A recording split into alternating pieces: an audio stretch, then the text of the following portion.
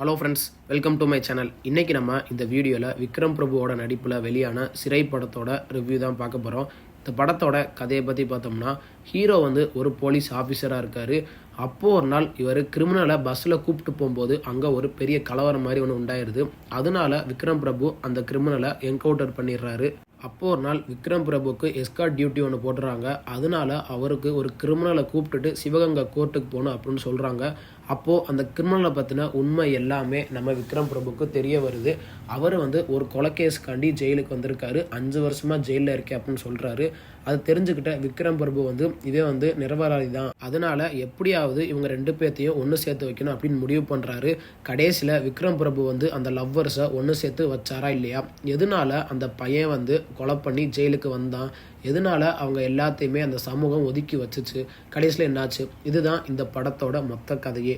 படத்தோட பாசிட்டிவ்னு பார்த்தோம்னா, டைரக்டர் சுரேஷ் ராஜகுமாரி அவரோட ஒர்க்கை நல்லா பண்ணியிருக்காரு. கதையில் எங்கேயுமே குறை வைக்காமல் ஸ்டார்டிங்லேருந்து எண்டு வரைக்குமே நல்லா கதையை விறுவிறுப்பாக கொண்டு போயிருக்காரு. லவ்வு, ரொமான்ஸு, அந்த கிரிமினலை பற்றி பேசுகிறது, போலீஸ்காரங்க என்னென்னதெல்லாம் தியாகம் பண்ணி அவங்க வாழ்க்கையை வாழ்ந்துட்டு இருக்காங்க, அது எல்லாத்தையுமே டேரக்டர் இந்த 2 மணி நேரத்துக்குள்ளேயே மக்களுக்கு சூப்பராக காமிச்சிருக்காரு.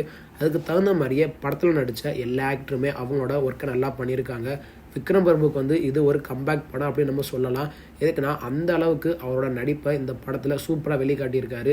படத்தில் ஒர்க் பண்ண எல்லா டெக்னீஷியனுமே அவங்களோட ஒர்க்கை நல்லா பண்ணியிருக்காங்க. முக்கியமாக சினிமாட்டோகிராஃபர் அந்த கோர்ட் ரூம் ட்ராமா சீன்லாம் எல்லாத்தையுமே ஸ்டார்டிங்லேருந்து நல்லாவே காமிச்சிருக்காரு. கடைசி கிளைமேக்ஸில் பஸ் ஆக்சிடென்ட் மாதிரி ஒரு காட்சி வச்சுருப்பாங்க.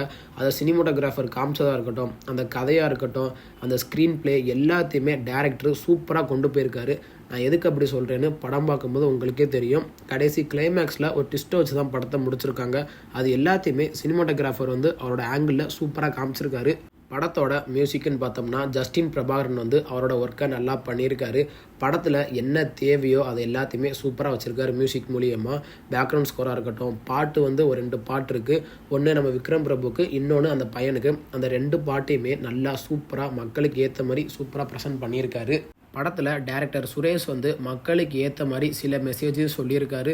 நம்ம மனுஷனாக தான் பார்க்கணும், அவனை ஜாதி, மதம், இனம்னு வச்சுலாம் பார்க்கக்கூடாது அப்படின்னு போலீஸ் ஸ்டேஷனில் ஒரு சம்பவம் மாதிரி நடக்கும். அதை நம்ம டைரக்டர் மக்களுக்கு ஏற்ற மாதிரி சூப்பராக ப்ரெசென்ட் பண்ணியிருக்காரு. படத்தில் ஆக்ஷனு, ரொமான்ஸு, எமோஷனு, அது எல்லாத்தையுமே டேரக்டர் எங்கேயுமே குறை வைக்காமல் சூப்பராக ப்ரெசென்ட் பண்ணியிருக்காரு.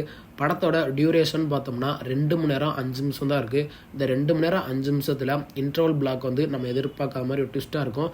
கடைசி கிளைமேக்ஸில் வர அந்த எமோஷன் காட்சி, நம்ம விக்ரம் பிரபு அந்த கிளாஸ் ரூமில் அந்த போலீஸ்காரங்க எல்லாத்துக்குமே ஒரு கிளாஸ் மாதிரி எடுத்துகிட்டு இருப்பார். அந்த காட்சி எல்லாத்தையுமே டைரக்டர் சூப்பராக வேறு லெவலில் ப்ரெசென்ட் பண்ணியிருக்காரு.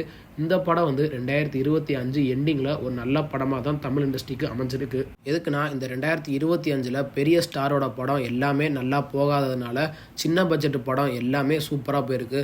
அதில் எக்ஸாம்பிளுக்குன்னு பார்த்தோம்னா டூரிஸ்ட் ஃபேமிலி படம் தான். அது எப்படி ஓடிச்சு அப்படின்னு நம்ம எல்லாத்துக்குமே தெரியும். அதுக்கடுத்து ஒரு நல்ல படம்னு பார்த்தோம்னா சிறை படத்தை சொல்லலாம். எதுக்குன்னா, அந்த அளவுக்கு படத்தில் கதை இருக்குது. படத்தோட நெகட்டிவ்னு பார்த்தோம்னா, இந்த படத்தில் பெருசாக நெகட்டிவ்னு சொல்கிறதுக்கு எதுவுமே இல்லை. அதனால் இந்த படத்தை தாராளமாக ஃபேமிலியோட பார்த்து என்ஜாய் பண்ணலாம். இந்த படத்துக்கு நம்ம கொடுக்குற ரேட்டிங் பார்த்தீங்கன்னா 10க்கு 8.3 கொடுக்கலாம். இந்த வீடியோ உங்களுக்கு பிடிச்சிருந்தா மறக்காமல் நம்ம சேனலை லைக் பண்ணி, கமெண்ட் பண்ணி, ஷேர் பண்ணுங்கள். மறக்காமல் நம்ம சேனலை சப்ஸ்கிரைப் பண்ணி பக்கத்தில் இருக்க பெல் பட்டனை கிளிக் பண்ணி விட்ருங்க. தேங்க்யூ ஃபார் வாட்சிங் திஸ் வீடியோ.